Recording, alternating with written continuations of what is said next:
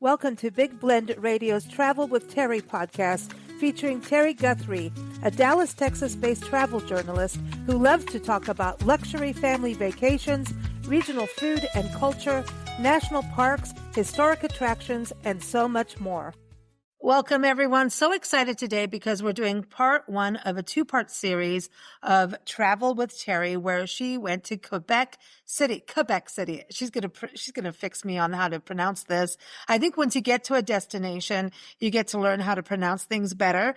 But this first episode is about the Fairmont Le Château Frontenac. And again, this is Quebec in Canada. And Quebec City is the only walled city in the North American continent. And that is pretty amazing. We're going to learn more about that on the next episode. But today we're going to focus on this ultimate luxurious hotel. And Terri, welcome back. This has a lot of notes of claim to fame, right? Starting with being the most photographed hotel in the world, or almost like the most luxurious one? What do you think? Well, it is the most photographed hotel in the world, and I see why. I mean, it's just stunning, breathtaking. Your jaw will drop when you see this hotel, because not only is it just spectacular to look at, the architecture is just amazing, and it's very, castle-like, but it also sits up on a cliff. So it's very tall and huge, but then it's super imposing with it being at the top of a cliff. So it just looks like something that is in a fairy tale, It's just majestic and one of the most beautiful sites, one of the most beautiful architectural sites in the world, I think. And it was just such a treat to get to stay there.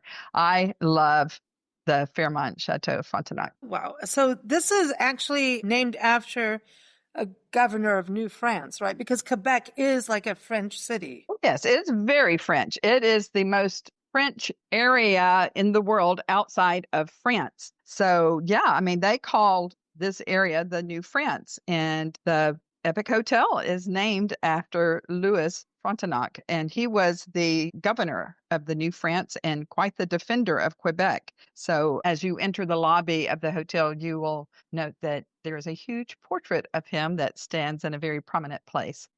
So that's cool.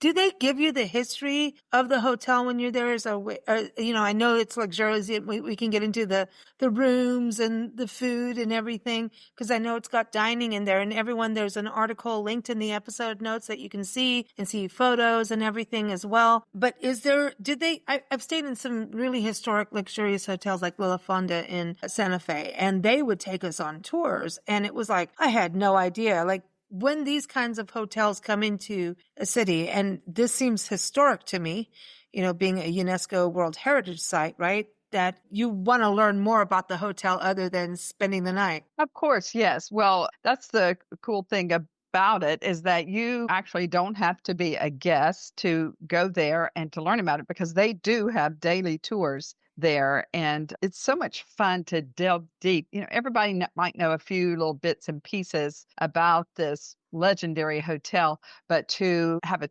tour guide that is actually dressed in period clothing, he takes you through and tells you all kind of fun facts that I love to know about, along with showing you rooms and places in the hotel that you would not see otherwise. So, I mean, one of them is this pink room that we got to go to. And felt like it must be in one of the turrets because it's kind of circular.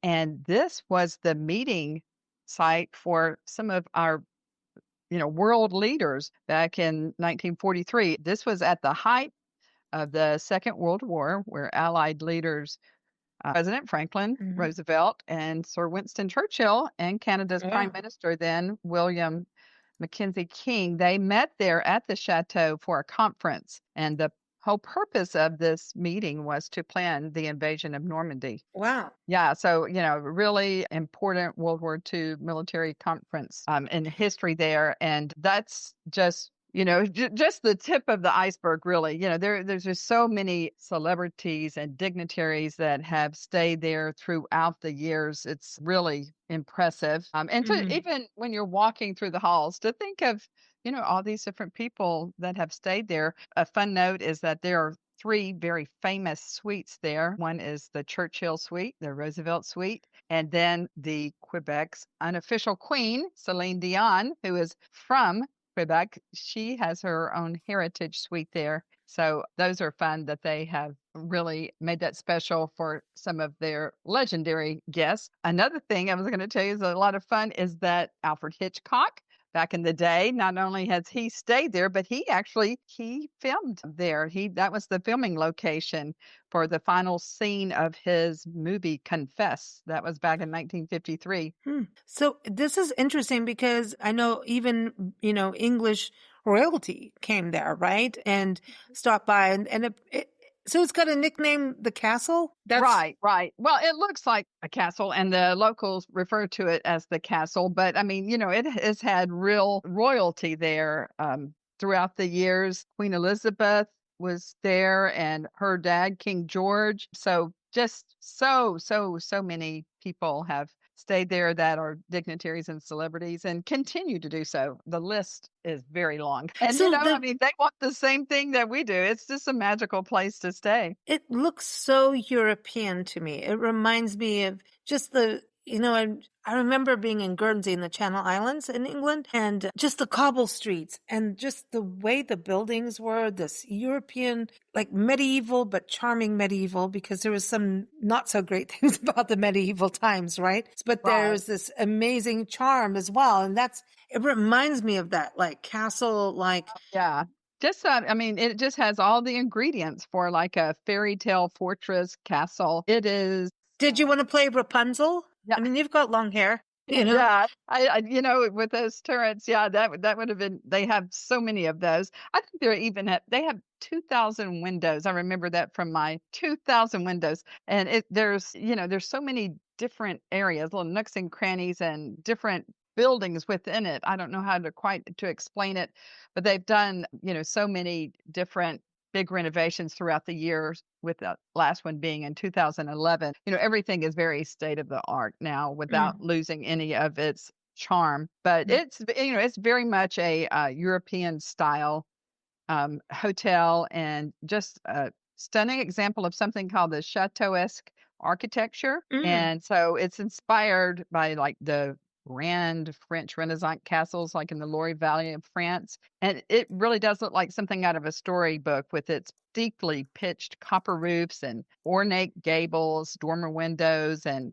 those whimsical turrets that we talked about. It's something to see. It's beautiful in the day, and I think it's even more stunning to see at night. I mean, this is the early 1900s that it was built, right? So actually in 1893 is when it was built.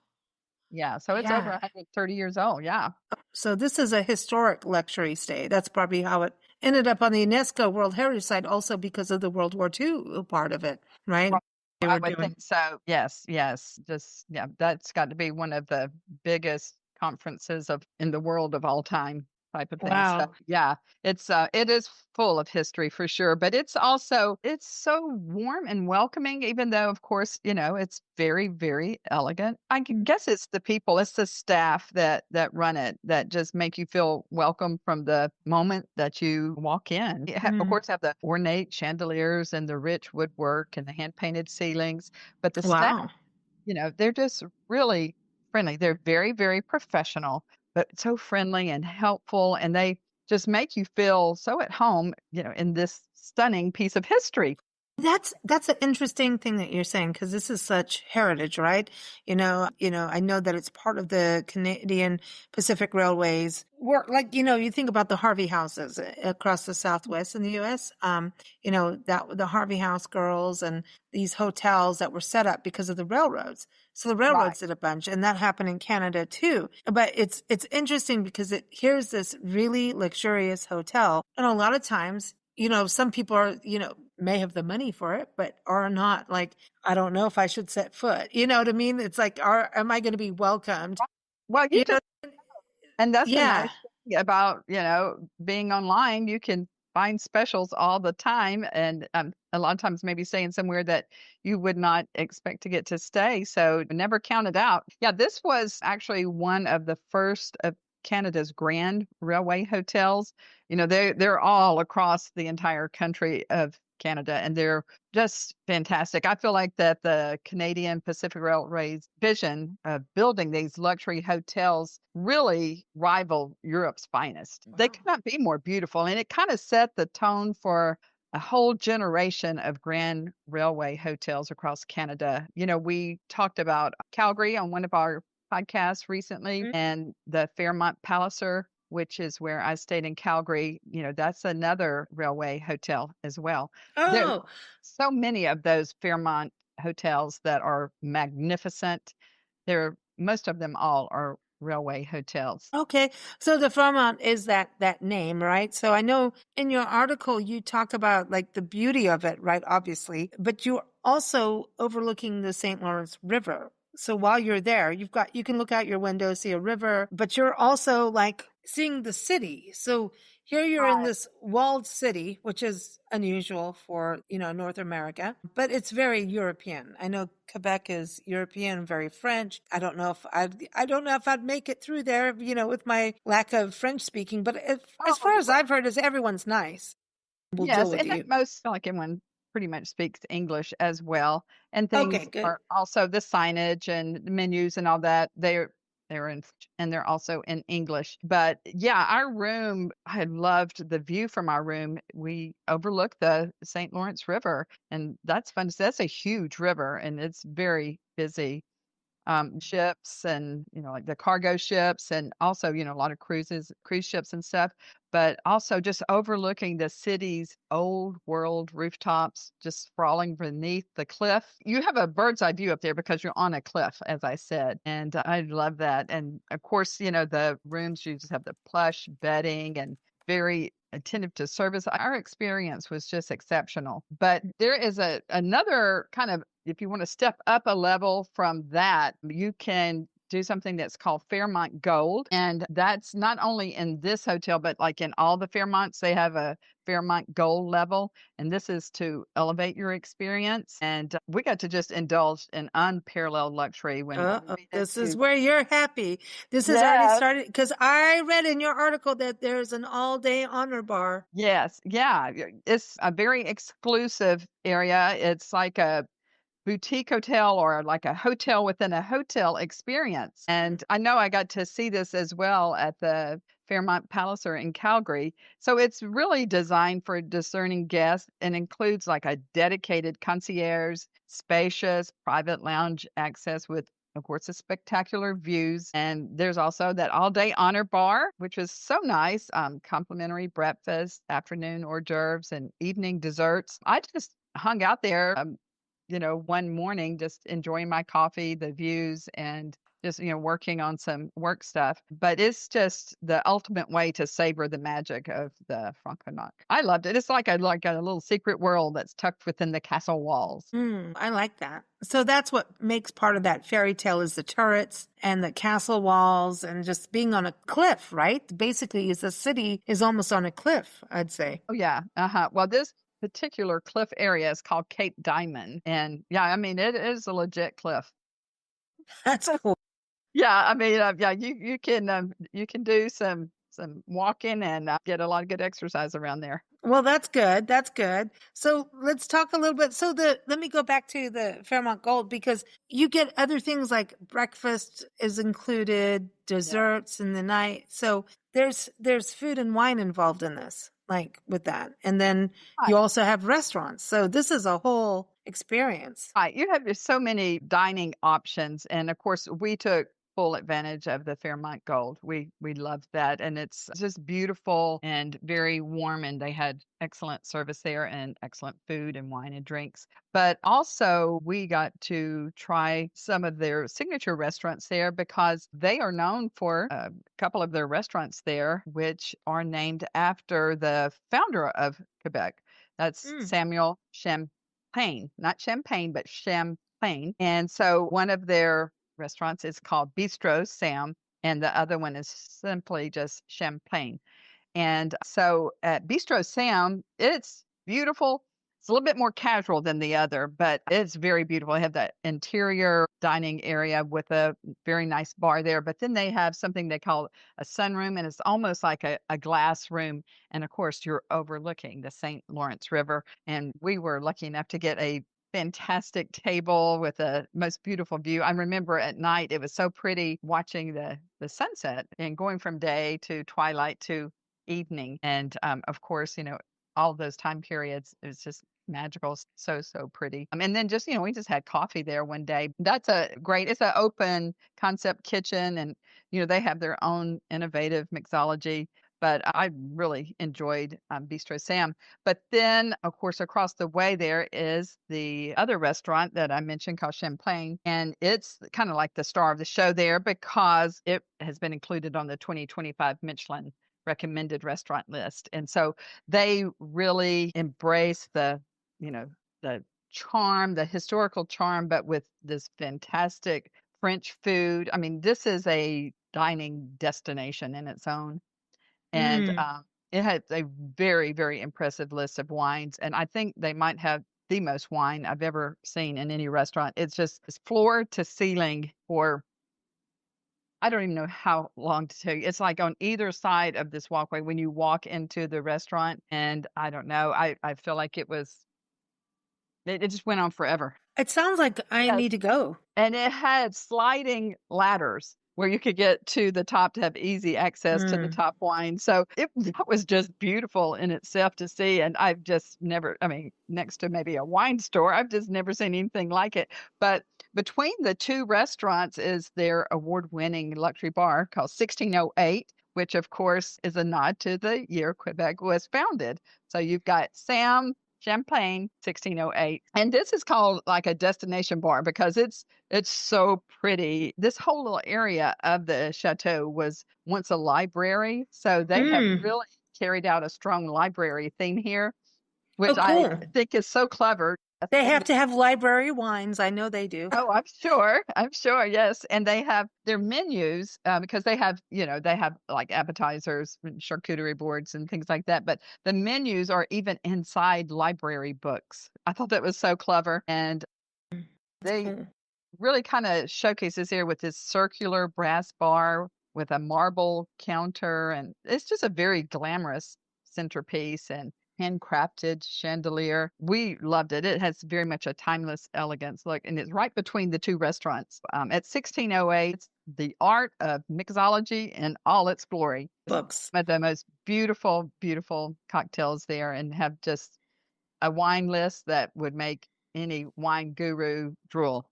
Okay, you've got me on all of this, but wait a minute. There's also English afternoon tea, because England is so connected to Canada, right? France Right. and England and Canada are all friends. Yes. I don't know. It's not Very through much the years, so. but yeah. But I mean, the Queen and stuff. People have been there. Queen Elizabeth was there. The Yeah. second. Well, this whole area has a lot of British history as well. But yeah, they are known for their classic English afternoon tea. In fact, Lisa, those afternoon teas, that is very much a signature specialty at most of the Fairmont hotels in Canada. So just know that if you love the teas as I do, oh my gosh, you've got to do it. It's something really special. And what's going on with the Sunday brunch? Because to me, I think there's nothing like a good Sunday brunch. I'm not talking about rubbery omelets. I'm talking about like a really good brunch. We have to have champagne or mimosas, bellinis, Bloody Marys, whatever, coffee, tea. I mean, a really good brunch done well to me is just spectacular. Because it's actually really hard. A good brunch, if you try it at home, go like really well done. Timing is everything. Some are able to even do it as a buffet, but like a good brunch, there's a balance there's an art to it, is my point. Right. And just the display, the tablescape of it and the floral that they'll incorporate. And it's almost like a work of art that they put together. And this is known to be the best one in all of Old Quebec City. So it is something else. It's very, very, very over the top and just has any and everything you could possibly want or imagine. Your biggest challenge is going to be not to overeat. But one of the things that they have at the brunch, in the restaurants, and certainly at the afternoon tea is fresh honey. And I love this because right there on the rooftop of the chateau, they have honeybees. No And way. yes, they do, and they That's use them a cool. lot. Yeah, this is crazy. So they have 4 beehives, only 4 beehives, right? But they have 70,000 bees, and annually they produce 650 pounds of honey. Is that insane? That's amazing. And Yeah. I want, okay, so when we talk about bees and some people go, oh, I don't want to be stung. Listen, it's on the roof and bees really stick to their own thing. They're not here to get after you. Those are Africanized bees. There's some other kinds of bees that do that. You can get stung by a bee, but these are bees on the roof. So this is Right. really cool. So they're really doing farm to table from their roof to table.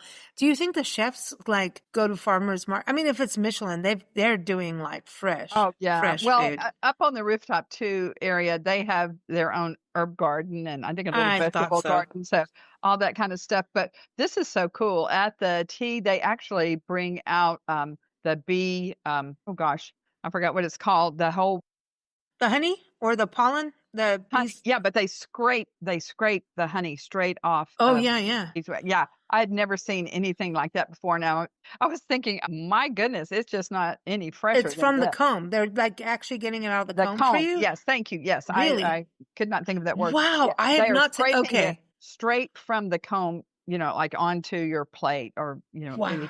And I thought that was a really special touch. And like I said, to That's fresh. think That's that's like, so fresh and that it's actually from the rooftop there. I don't know. I loved all of that. that is insane. And to even look at a honeycomb is incredible, isn't it? Just to look at it, the magnificence of nature to Right. create a honeycomb.